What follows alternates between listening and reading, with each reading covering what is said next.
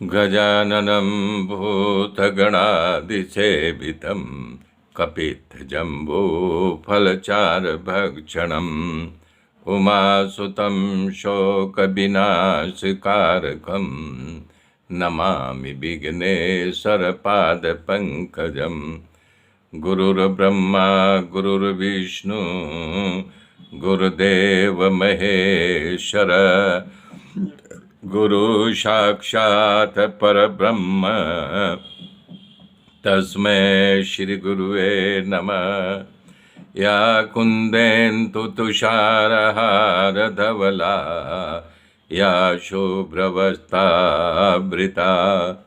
या वीणा वरदण्डमण्डितकरा या श्वेत पद्मासना या ब्रह्मच्युतशङ्कर पवित्रभिर्देवै सदा वन्दिता। सा मां पातु सरस्वती भगवती निषेधाद्यापः। हरिः हरिः ओम हरिः हरिः ओम।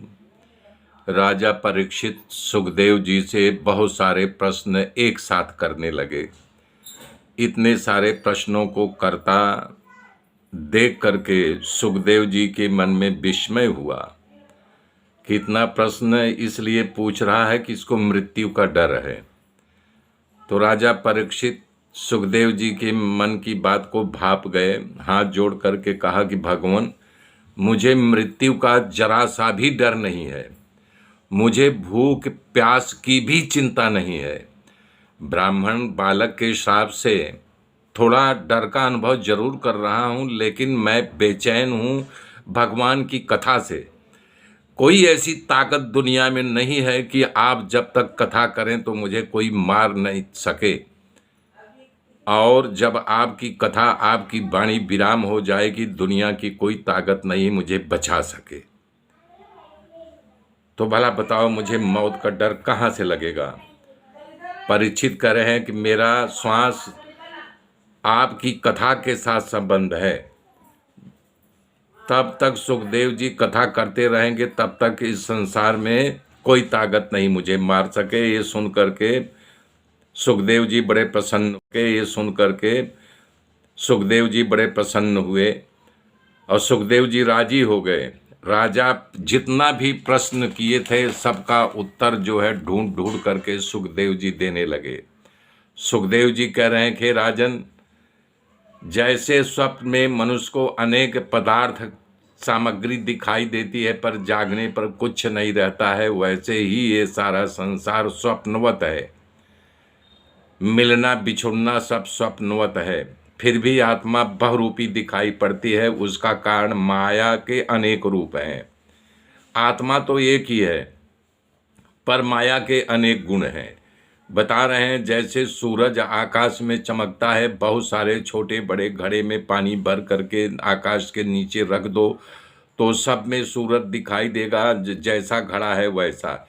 वैसे ही आत्म रूप में से भगवान सब में व्याप्त हैं। यहाँ से 9वां अध्याय का शुरुआत होता है। तो ब्रह्मा जी भागवत दर्शन और भगवान ने उन्होंने 4 श्लोक सुनाया था, 4 श्लोक सुनाया था, उसका वर्णन है।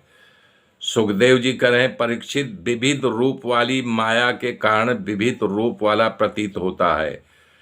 जब उसके गुणों में आदमी रम जाता है तो मेरा है इस प्रकार मानने लगता है, परंतु इन गुणों से क्षुब्ध होने के कारण उसे यानी कि आभास नहीं होता। इन दोनों में से अपने अनंत स्वरूप में मोह रहित होकर के जो रमण करने लगता है वो आत्मा राम हो जाता है।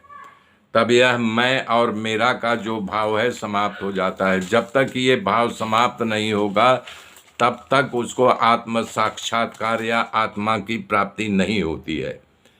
ब्रह्मा जी निष्कपट तपस्या से प्रसन्न होकर के भगवान उन्हें अपना स्वरूप का दर्शन कराया। आत्म तत्व के ज्ञान के लिए उन्हें परम सत्य परमार्थ वस्तु का उपदेश दिया। सुखदेव जी कह रहे हैं कि एक बार आदिदेव ब्रह्मा अपने जन्म स्थान कमल पर बैठे थे। वो विचार कर रहे थे मैं सृष्टि का निर्माण कैसे करूं, परंतु बुद्धि उनका साथ नहीं दिया। तब उनको आकाशवाणी सुनाई दी, तब करो तब करो। और ये शब्द सुनते ही ब्रह्मा जी 1000 वर्षों तक तपस्या करते रह गए। तब नारायण भगवान ने उन्हें दर्शन दिया, तपस्या से प्रसन्न होकर के, और अपने बैकुंठ धाम का दर्शन कराया, जो लक्ष्मी जी के साथ साथ 26 शक्तियां उनके अगल बगल खड़ी थी, उनकी